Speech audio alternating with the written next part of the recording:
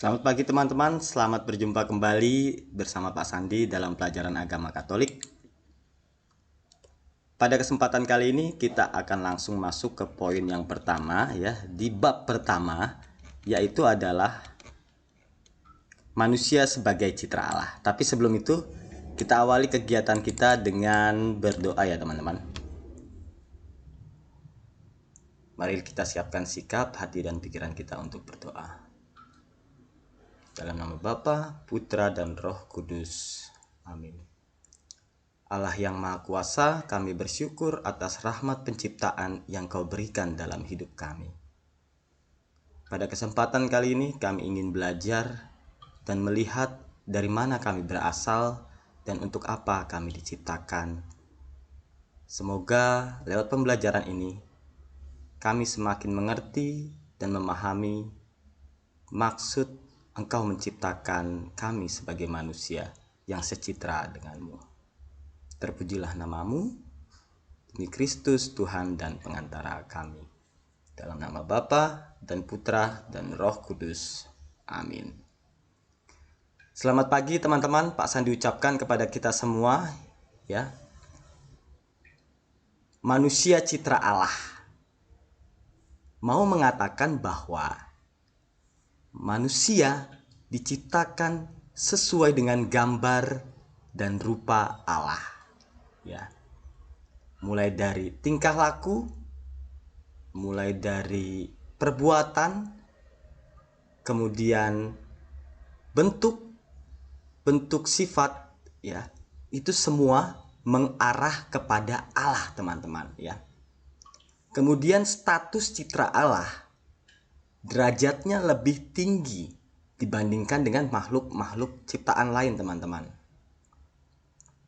Oleh karena itu, di poin pertama ya, kita akan melihat aku citra Allah yang unik. Ya. Kita unik, person to person ya. Setiap orang ya, unik adanya. Tidak ada yang sama ya, tidak ada yang sama ya. Nah, kita mau melihat apa keunikan aku sebagai citra Allah.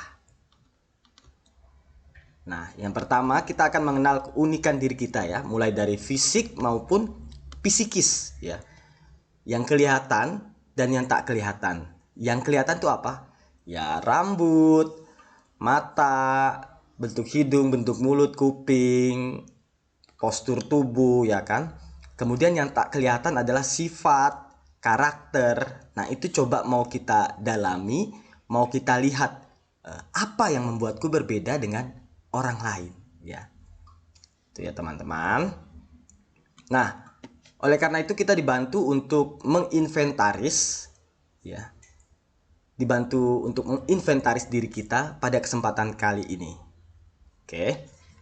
Silakan teman-teman kerjakan kolom yang ini ya. Kolom yang ini. Halaman 3 ya. Halaman 3. Kemudian setelah kita mengenal diri kita lewat tugas tadi ya di halaman 3, kita menginventarisir fisik kita apa, sifat baik kita, bakat atau kemampuan kita apa, terus pengalaman yang mengembirakan dalam hidupku apa saja, ya kan? Kita diajak untuk untuk mampu bersikap terhadap keunikan diri kita itu, ya. Sikap apa yang perlu kita bangun? Nah, silakan teman-teman kerjakan kolom yang kedua ini. Oke. Ini Pak Sandi cepat saja ya, karena dengan tugas ini sebenarnya kalian sudah berproses untuk semakin mengenal diri kalian masing-masing ya, keunikan diri kalian masing-masing. Oke. Nah, yang paling ingin kita dalami adalah ini ya. Mungkin kita pernah bertanya-tanya, apakah keunikan yang dimiliki manusia itu dikehendaki Allah Sang Pencipta? Apakah sesungguhnya maksud Allah menciptakan manusia sebagai citra Allah yang unik? Nah, ini pertanyaan-pertanyaan mendasar yang kiranya dapat menjawab manusia sebagai citra Allah yang unik. Nah, kita berangkat dari kitab suci ya. Di kitab suci dikatakan bahwa berfirmanlah baik kita menjadikan manusia menurut gambar dan rupa kita, supaya mereka berkuasa atas ikan-ikan di laut, burung-burung di udara, dan atas ternak, dan atas seluruh bumi, dan atas segala melata yang merayap di bumi, teman-teman. Maka Allah menciptakan manusia itu menurut gambarnya. Menurut gambar Allah, diciptakannya dia laki-laki dan perempuan, diciptakannya lah mereka. Allah memberkati mereka, lalu Allah berfirman kepada mereka, "Beranak cuculah dan bertambah banyak, penuhilah bumi dan taklukkanlah itu. Berkuasalah atas ikan-ikan di laut dan burung-burung di udara, atas segala binatang yang merayap." Nah, jadi jelas ya teman-teman, di kitab suci itu tertulis dengan gamblang, bahwa gamblang itu jelas ya teman-teman, bahwa kita itu diciptakan oleh Allah menurut gambar dan rupanya, ya. Jadi bukan kata Pak Sandi bahwa kalian itu semua diciptakan atau manusia itu diciptakan secitra dengan Allah, bukan. Kata kitab suci, kata Allah sendiri yang ngomong, ya. Dengan maksud ini teman-teman, ya, dengan maksud ini. Beranak cuculah dan bertambah banyaklah dan taklukkanlah itu. Berkuasalah atas ikan-ikan di laut dan burung-burung di udara. Ini nanti jatuhnya ayat ini bisa disalahgunakan ya teman-teman. Misalkan kan aku kan sengaja mandi pakai air yang banyak karena kan Tuhan bilang kan aku berkuasa atas air ini. Tidak seperti itu juga teman-teman. Pakailah tetap air untuk mandi secukupnya. Bukan berarti kita berkuasa atas segala ciptaan lainnya. Kita boleh mengeksploitasi atau bahasa sederhananya atau mengambil semua kekayaan alam untuk kita sendiri tanpa memikirkan regenerasi. Ya, itu nanti jatuhnya ke poin yang kedua ya teman-teman, tugas manusia sebagai citra Allah. Nah, kita balik lagi ke sini ya. Nah, Allah menciptakan kita ya untuk berkuasa atas ciptaan yang lain ya. Berkuasa atas ciptaan yang lain. Tapi bukan otoriter. Bukan yang eksploitasi, mengambil alam sebanyak-banyaknya untuk kepentingan pribadi tanpa memikirkan kerusakan alam, tanpa memikirkan kelestarian alam. Ya, tidak seperti itu maksudnya teman-teman. Ya, oke. Jadi sekali lagi ditegaskan, lewat kitab suci kita diingatkan dan disadarkan serta diyakinkan teman-teman bahwa kita ini secitra dan segambar dengan Allah. Sumbernya jelas, Allah sendiri yang ngomong lewat kitab suci. Oke. Nah, kemudian silakan kerjakan tabel yang ini juga ya.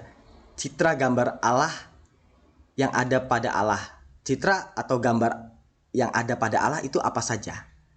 Terus citra gambar Allah yang sudah kumiliki apa saja? Ya. Sekali lagi ya Pak Sandi katakan, jadi yang ada pada Allah itu apa aja? Terus yang sudah ku gambarkan tadi, apa saja yang sudah ku miliki?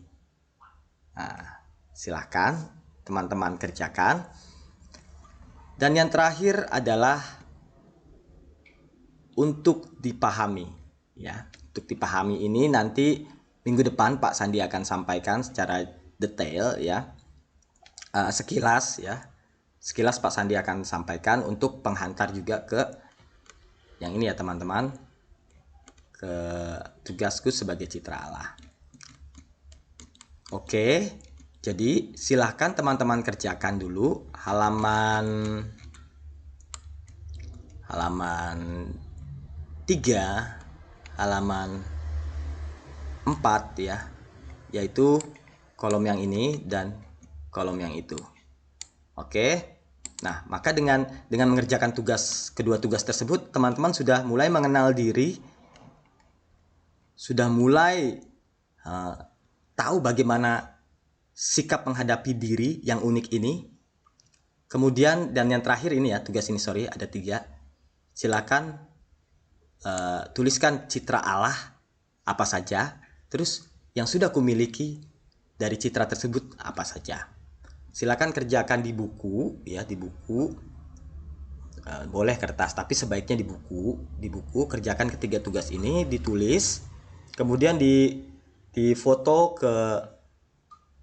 dikirimkan ke WA Pak Sandi. Pak Sandi tunggu ya hasilnya dari teman-teman. Baru minggu depan Pak Sandi akan jelaskan secara lebih lengkap tentang citra Allah yang ada pada diri manusia, terutama aku pribadi yang unik. Oke teman-teman, sekian dari Pak Sandi. Silahkan mengerjakan tugas-tugasnya terlebih dahulu. Kemudian jika masih ada waktu sisa, kalian boleh membaca ini ya, sedikit kesimpulan ini untuk persiapan pembelajaran selanjutnya atau sambil menunggu jam refleksi. Oke. Singkat saja dari Pak Sandi, semoga teman-teman dengan mengerjakan tugas ini semakin berproses untuk mengenali diri kalian yang unik.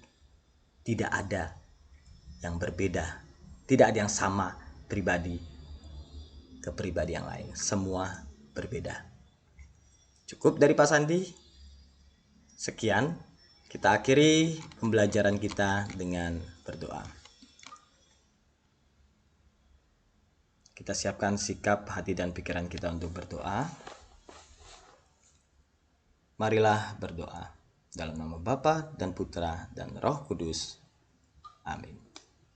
Allah Bapa yang Maha Kuasa, kami bersyukur boleh mengenal pribadi kami yang unik sebagai citra dirimu.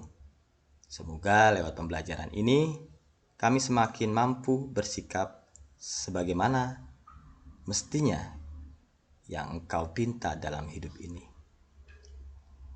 Terpujilah namamu demi Kristus Tuhan dan pengantara kami. Dalam nama Bapa dan Putra dan Roh Kudus. Amin. Sekian teman-teman. Terima kasih dan sampai jumpa.